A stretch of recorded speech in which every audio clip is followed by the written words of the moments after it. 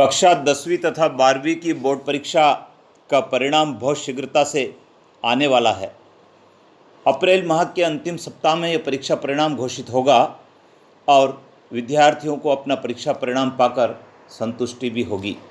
लेकिन हम बताना चाहेंगे कि प्रतिवर्ष कक्षा 10वीं और 12वीं के रिजल्ट के घोषित होने के पश्चात ऐसी घटनाएं पढ़ने को मिलती है जो बच्चों के जीवन को हर लेती है, अर्थात आत्महत्या की घटनाएं।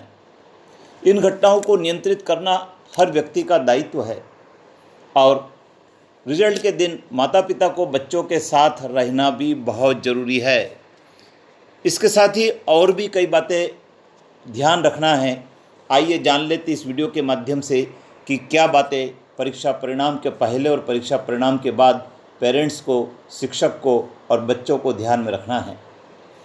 सबसे पहला है, रिजल्ट आने से पहले बच्चों की कमजोरी नहीं गिनाएं। बहुत महत्वपूर्ण है।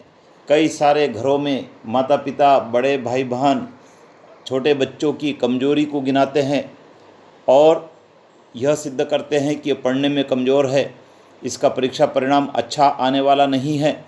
इस प्रकार की बातों से विद्यार्थी विचलित हो जाते हैं और वे गलत दिशा में कदम उठाने के लिए तत्पर हो जाते हैं। अतः पालकों से और शिक्षकगण से, रिश्तेदारों से अनुरोध है कि बच्चे की कमजोरी नहीं गिनाएं।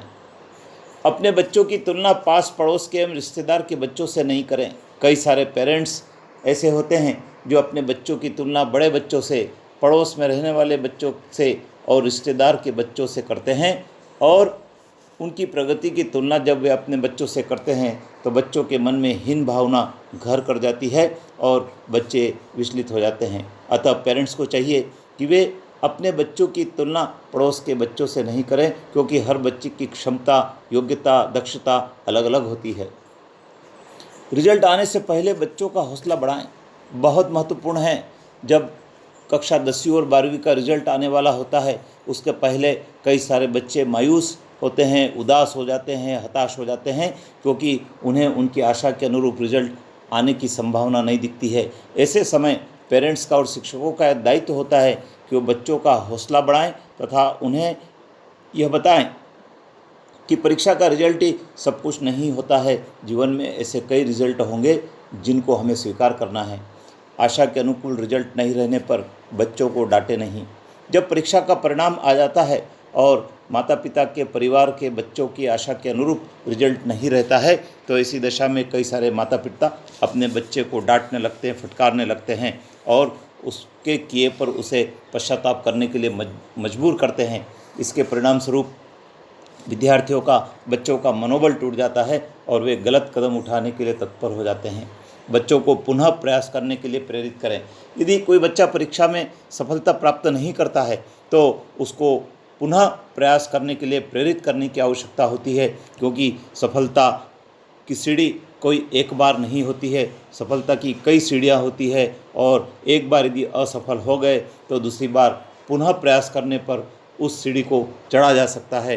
तो इसके लिए बच्चों को ऐसी सफलता की कहानियाँ सुनाएं जो जीवन में कभी एक बार असफल हो गए थे, लेकिन बाद में उन्होंने प्रयास किया और वे सफल हो गए।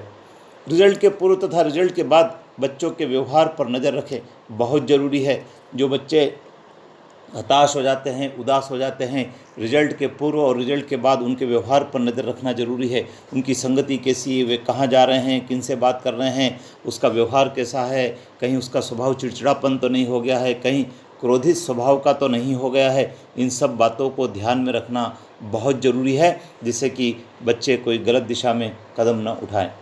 10वीं के बाद विषय का चयन बच्चों की रुचि के अनुसार करने दें, अपनी ओर से उस पर विषय नहीं थोपें, बहुत ज़रूरी है। आजकल माता पिता अपनी उम्मीद के अनुरूप बच्चों को विषय दिलाते हैं, परिणाम स्वरूप बच्चे की रुचि नहीं होने से वे उसमें प्रगति नहीं कर पाते हैं, अच्छा परफॉर्म नहीं कर पाते हैं। अतः माता पिता को चाहिए कि वे बच्चों की रुचि को जानें, उसकी क्षमता को जानें, उसकी दक्षता को जानें, उसके एजुकेशन बैकग्राउंड को देखें और उसके अनुसार, उसकी रुचि के अनुसार ही विषय का चयन उसे करने दें, जिससे कि उसमें अच्छा प्रदर्शन कर सकें। रिजल्ट के पूर्व तथा रिजल्ट के बाद एक्सपर्ट से बच्चे की काउंसलिंग करवाएं, बहुत ज़रूरी है। यदि कोई बच्चा डिप्रेशन में रहता है, तनावग्रस्त रहता है, चिड़चिड़ापन उसका स्वभाव है, आशा के अनुरूप उसे रिजल्ट मिलने की संभावना नहीं होती है, तो ऐसी दशा में रिजल्ट के पूर्व रिजल्ट के बाद कई सारे मनोवैज्ञानिक होते हैं, एक्सपर्ट होते हैं, उनकी बच्चों से काउंसलिंग करवाएं और उन्हें इस बात के लिए आश्वस्त करें कि आने वाला रिज़ल्ट अच्छा होगा, और यदि रिज़ल्ट अच्छा नहीं भी होता है तो पुनः प्रयास करने के लिए उसे प्रेरित करें। बच्चों की असफलता का जगह जगह जिक्र नहीं करें, यह भी बहुत महत्वपूर्ण है। कई सारे पेरेंट्स अपने बच्चों की असफलता का, कमियों का, खामियों का जगह जगह जिक्र करते हैं, रिश्तेदारों में जिक्र करते हैं, समूह में जिक्र करते हैं। इससे विद्यार्थियों में हीन भावना घर कर जाती है, वे हताश और निराश हो जाते हैं तथा उनकी प्रगति पर एक प्रश्न चिन्ह लग जाता है, फुल स्टॉप सा लग जाता है।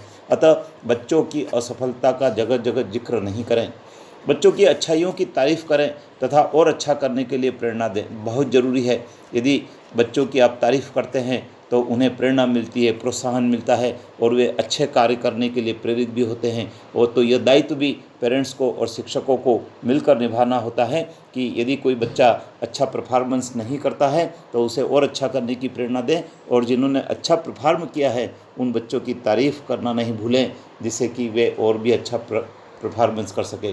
तो परीक्षा का रिज़ल्ट बहुत शीघ्र आने वाला है, और जब विद्यार्थियों का परीक्षा का रिज़ल्ट होगा तो पेरेंट्स का यह दायित्व है कि बच्चों के साथ रहें और उन्हें धैर्य दिलवाएं और सफलता पर उन्हें बधाई भी दें, और असफल होने पर पुनः प्रयास करने के लिए प्रेरित करें। चैनल पर बने रहें, क्योंकि इस चैनल पर इसी प्रकार के वीडियो अपलोड किए जा रहे हैं जो आपके और बच्चों के काम के हैं।